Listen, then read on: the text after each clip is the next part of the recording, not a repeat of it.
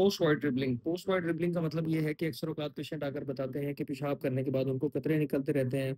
उनकी जो पाकीज़गी है वो ख़राब हो जाती है, नमाज़ पढ़ने के काबिल नहीं होते, बहुत ज़्यादा परेशान होते हैं।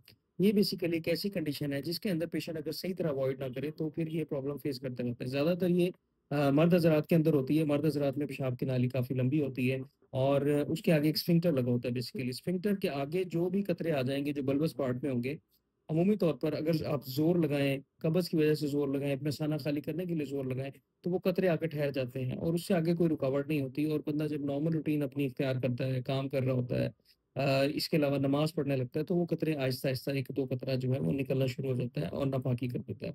इसमें आपने करना क्या है, बेसिकली एक तो यूरोलॉजिस्ट से मिलना है, वो अगर उसको ज़रूरत महसूस होगी तो अल्ट्रासाउंड कराएँगे, पेशाब के टेस्ट कराएँगे, प्रॉपर हिस्ट्री लेके।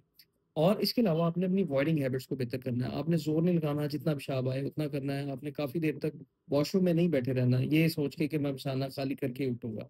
उससे एक तो कतरे मज़ीद आएँगे और पेशाब आपको आता रहता है। इसके अलावा आपने क्या करना है, आपने कब्ज़ नहीं होने देनी। आपने अपनी गट हेल्थ को भी अच्छा रखना है, आपने अपनी अवॉइडिंग हैबिट्स को भी अच्छा रखना है।